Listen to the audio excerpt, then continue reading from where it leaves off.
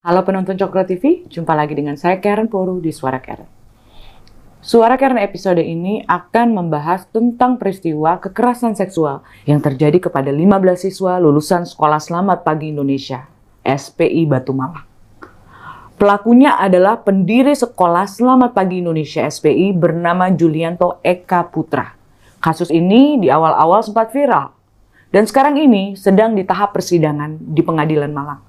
Si pelaku ini pernah mendapatkan penghargaan di acara Kick Andy sebagai salah satu nominasi Kick Andy Heroes tahun 2018. Ironisnya si pelaku tidak pernah ditahan atau dipenjara, meski dakwaan hukumannya di atas 5 tahun. Pertanyaannya, kenapa si pelaku nggak dipenjara? Padahal, misalnya dalam kasus kekerasan seksual lainnya, Heri Wirawan di Bandung misalnya, dipenjara setelah dilaporkan oleh korban. Di studio saat ini, saya kedatangan 2 korban Julianto Eka Putra. Adik-adik saya ini ingin menceritakan kembali kasusnya. Saya ingin apresiasi dan berterima kasih banyak dengan kehadiran adik-adik ini. Tentu saja, ini butuh keberanian yang sangat luar biasa untuk hadir di publik dan speak up. Di sini, adik-adik saya ini ingin menceritakan kembali kasusnya. Adik-adik ini mewakili korban, meminta dukungan kita semua untuk menuntut keadilan yang seharusnya didapatkan, tetapi sulit didapatkan. Buktinya si pelaku masih bebas. Saya juga ingin dengar cerita mereka. Sebelum di sini katanya adik-adik ini mendapat ancaman dan intimidasi. Oke, kita mulai saja beberapa pertanyaan. Halo adik-adik, halo sayang, apa kabar? Halo Kak. Sehat ya? Sehat. Puji Tuhan. Jadi, kalian gak keberatan kan untuk kita bicara tentang kasus-kasus ini? Iya, nggak apa-apa. Walaupun memang sebetulnya mengungkit luka yang sangat dalam untuk kalian. Dan apa yang terjadi kepada kalian saya sangat prihatin. Tetapi saya pikir ini kasus sudah selesai. Ternyata kasusnya stuck. Dan kalian ada di sini sekarang untuk speak up. Dan kalian sudah beranjak dewasa sekarang. Jadi, kalau untuk kamu, Dek, apa yang terjadi? Saya pernah dilecehkan beberapa kali. Di awal-awal saya di sekitar jam 7 malam di area belakang sekolah, JE ngajak saya ngomong. Karena di sana kita sangat menghormati beliau. Jadi kalau dipanggil itu kita pasti nurut. Kita tidak ada yang berani nolak kayak gitu. Sekitar jam 7 saya diajak ke belakang, ke daerah warung kampung. JE ngerangkul saya, terus dimotivasi, dibilang kalau di sini masa depan pasti akan terjamin, pilihanmu udah benar. Itu saya baru lulus dari SMA, karena setelah lulus kita kerja lanjut di sana. Okay. Setelah itu, setelah JE motivasi saya, tiba-tiba JE langsung pelukan. Saya masih menganggap, karena di sana kita menganggap beliau itu sebagai kakak, sebagai bapaknya kita. Saya masih oke, bapak. Tiba-tiba JE langsung cium pipi, cium kening saya. Saya udah langsung berusaha nolak kan. Terus dia bilang nggak apa-apa kayak gitu. Terus dia mau cium bibir. Saya bilang saya nggak mau kok, saya nggak mau kayak gitu. Itu kejadian pertama. Kejadian kedua juga saya diperlakukan seperti itu. Ada yang kejadian saya itu diajak keluar dari area sekolah. Yeah. Jadi malam sekitar jam 7:30 juga saya dipanggil karena kan saya diminta tolong untuk nyariin asistennya. Saya nyari asistennya tapi tidak ketemu. Akhirnya JE telepon saya, Koko udah nggak butuh asisten. Saya pengen ngobrol sama kamu. Kamu naik ya ke atas. Saya naik ke atas terus diajak masuk ke dalam mobil. Saya masuk. Ini kita mau kemana kok? Nggak apa-apa Koko mau ngobrol sama kamu. Masuk dulu aja. Ya karena saya percaya, saya trust sama dia. Saya masuk. Begitu keluar dari gerbang, JE langsung tarik tangan saya. JE langsung tarik tangan saya, dia langsung cium-cium saya. Terus saya, kok jangan, kok nyetir aja, saya takut. Nggak apa-apa aja, nggak apa-apa, dia bilang nggak apa-apa. Dia maksa untuk saya cium, terus dia tarik tangan untuk pegang kemaluannya. Saya bilang, saya nggak pernah kayak gini, saya nggak mau. Saya nggak mau. Terus JE bilang, tidak apa-apa. Sekali-kali nakal kamu nggak apa-apa katanya gitu.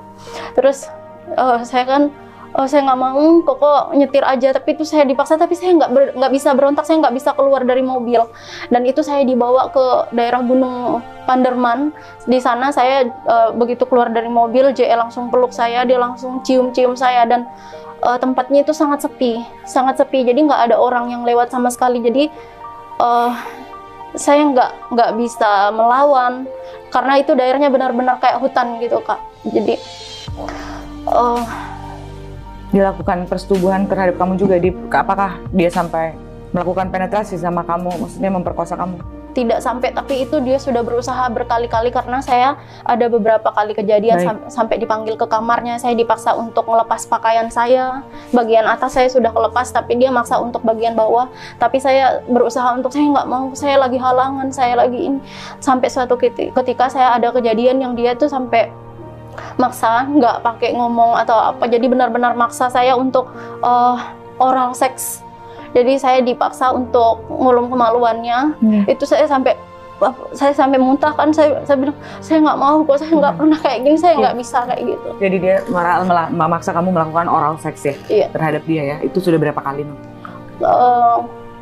Untuk secara keseluruhan saya dilecehin itu sekitar 11 kali. Oke, baik.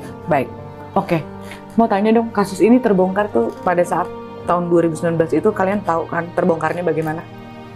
Awalnya 2018 saya sudah menyampaikan ke ketua yayasan apa yang saya alami, apa yang kan saya di situ udah tahu ternyata ada teman-teman juga. Jadi selama kita mengalami itu, saya tidak tahu kalau teman-teman saya juga ngalamin gitu. Jadi kalian sama sekali nggak bercerita satu sama lain apa yang kalian alami karena takut atau karena apa? Malu. Iya.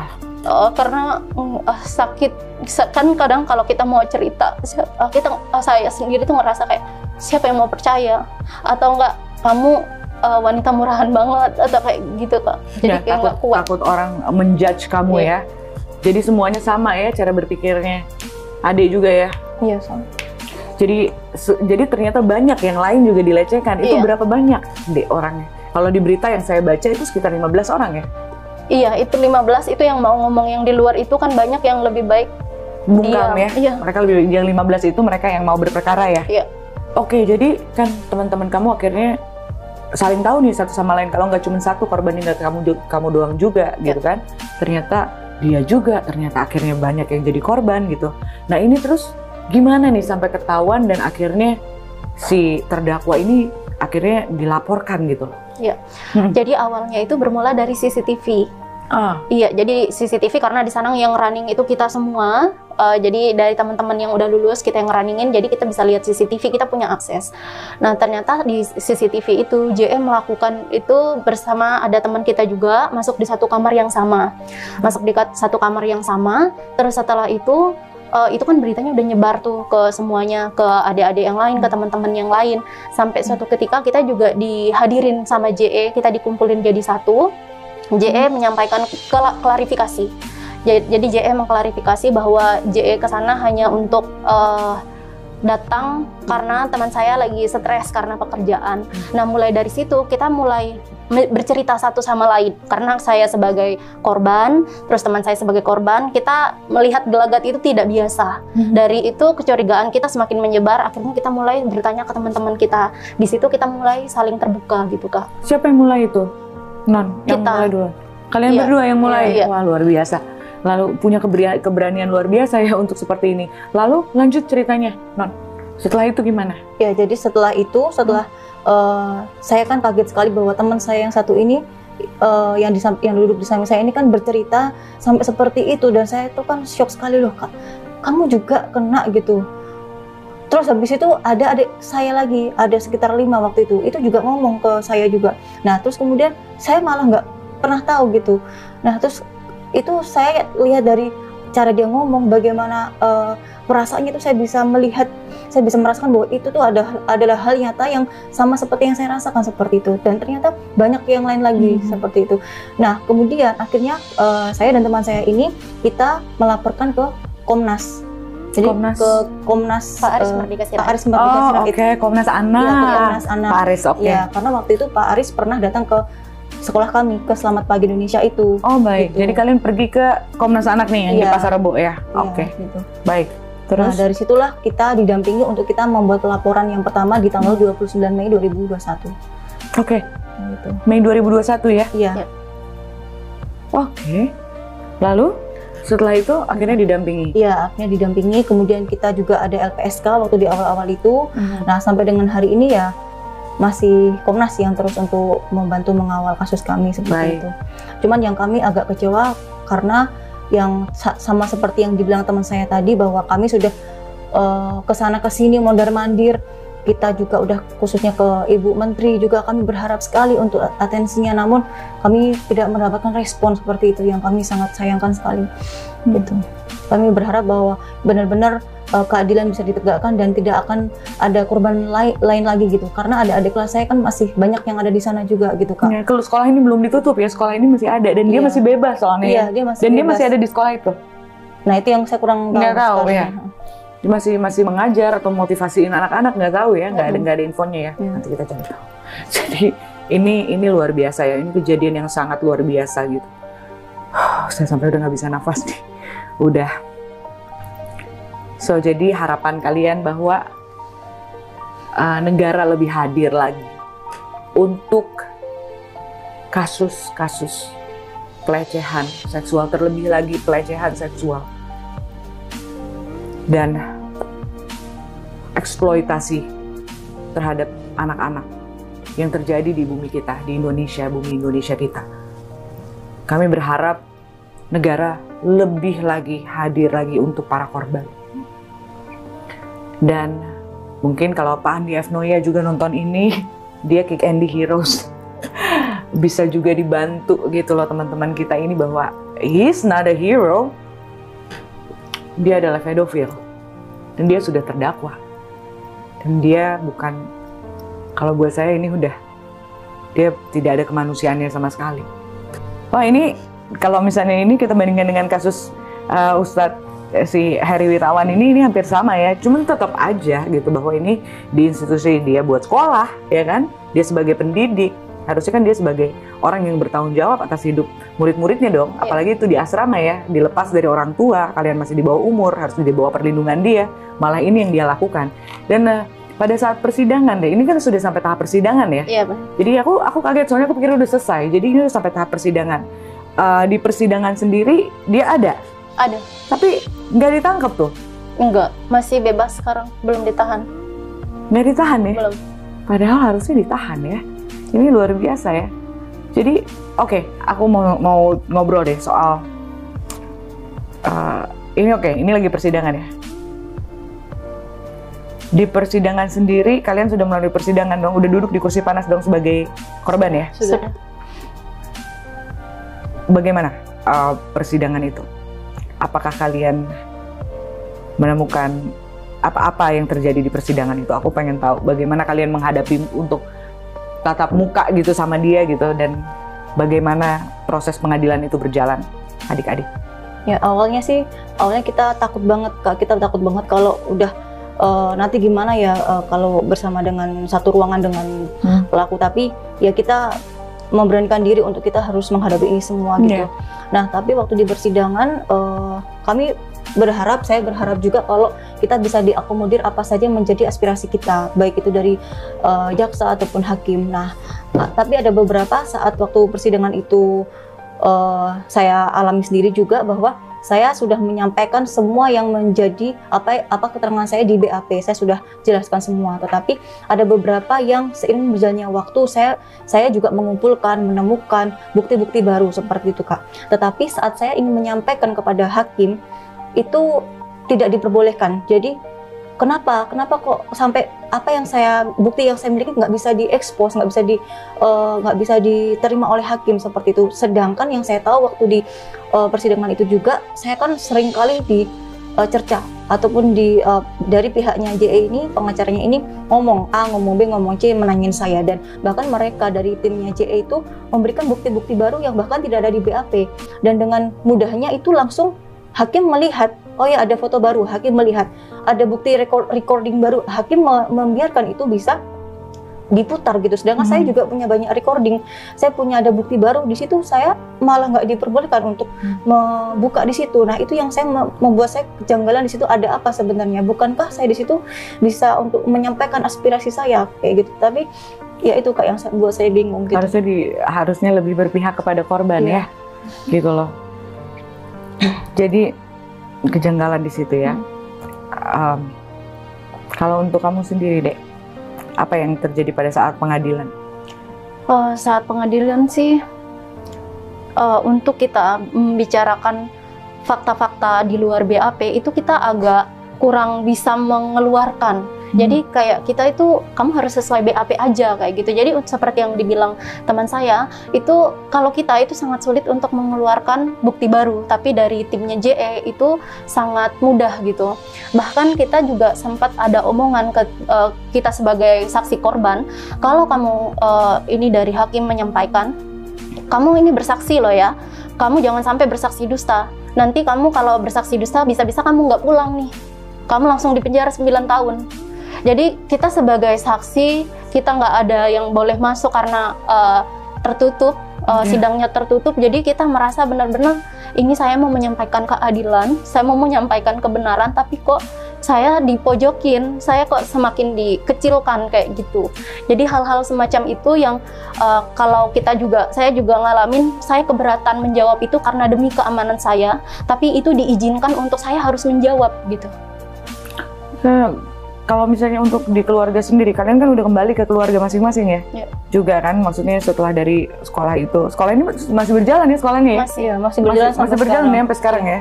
Luar biasa loh, kalau yang lain pasti udah ditutup sekolahnya. Tersangka ya yang punyanya soalnya. Oke, dari keluarga sendiri bagaimana gitu? Kamu apakah di luar gitu bisa hidup dengan lebih damai setelah kamu nggak bersekolah di situ lagi atau enggak? Atau gimana? Ya, jadi sebenarnya waktu saya membuat laporan ini Kak, itu betul-betul saya sendiri takut. Jadi saya takut dan juga saya merasa terintimidasi sekali oleh pihak dari JE gitu. Karena JE juga sudah sangat sering ke rumah saya, sudah mengetahui ibu saya bagaimana, seperti apa, keluarga saya bagaimana.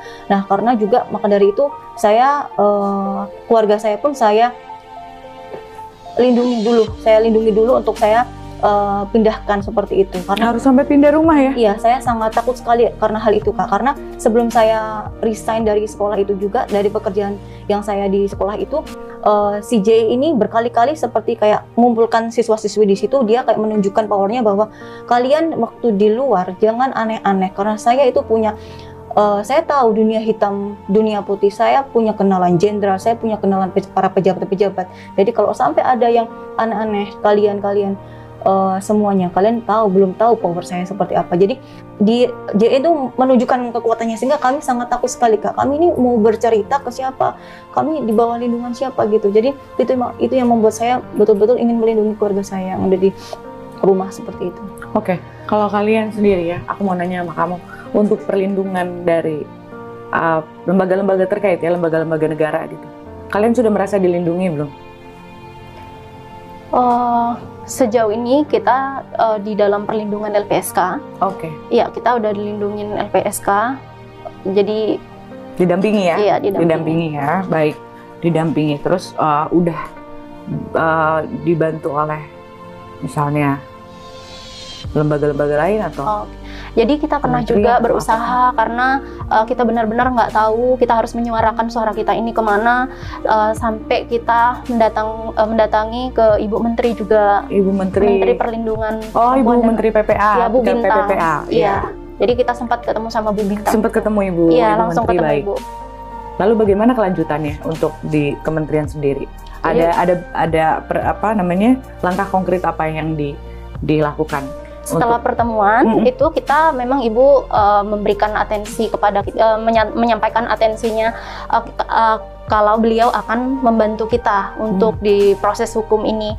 Cuman memang kita udah berusaha untuk follow up, memang sejauh ini belum sih Kak. Nggak ada jawaban lagi? Belum ada jawaban. Oke, baik.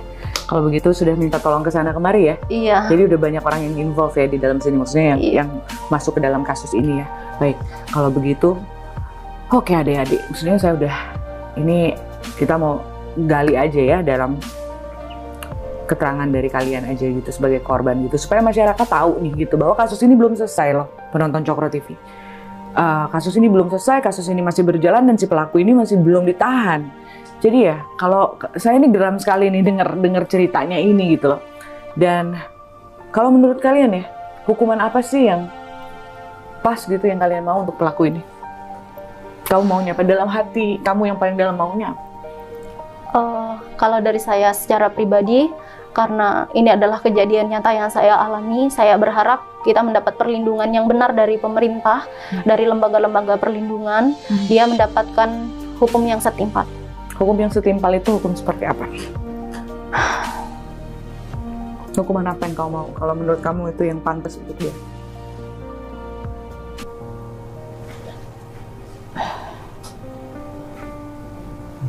Nggak bisa jawab, nggak apa-apa. Kalau kamu sendiri deh, kira-kira hukuman apa yang pantas untuk orang ini? Ya, saya kurang tahu sih Kak. Cuman saya sendiri kepingin bahwa si terdakwa ini atau J ini dihukum seumur hidup. Kalau bisa, saya nggak ngerti lagi kan apa kerugian yang saya terima tuh nggak bisa disamakan dengan mungkin di sini ada apa hukum-hukum yang lain, saya kurang tahu ya. Tapi itu nggak akan bisa diganti apa yang yang sudah hilang dari saya, kerugian yang saya alami dan juga adik-adik saya. Itu nggak akan bisa diganti dengan apa. Baik, ya betul. Jadi saya akan dibawa seumur hidup ya deh. Iya. Luka itu, sakit itu ya. Baik. Saya sampai susah nafas. Penonton Cokro TV, kita udah denger ya. Langsung cerita dari adik-adik kita yang menjadi korban kebiadaban, Julianto Eka Putra. Saat ini kasusnya sedang disidangkan dan mungkin akan ada pembacaan tuntutan vonis dalam waktu dekat ini. Kita semua berharap ada keadilan buat korban. Seperti di kasus Heri Wirawan yang ada di Bandung, yang divonis hukuman seumur hidup dan sekarang akhirnya divonis hukuman mati. Kita berharap Julianto Eka Putra ini juga dihukum seberat-beratnya. Ayo kita kawal bersama dan teriakkan sekeras-kerasnya kepada para hakim agar keadilan ditegakkan untuk para korban. Sekian dari saya, Karen Poru. Stop violence, speak up.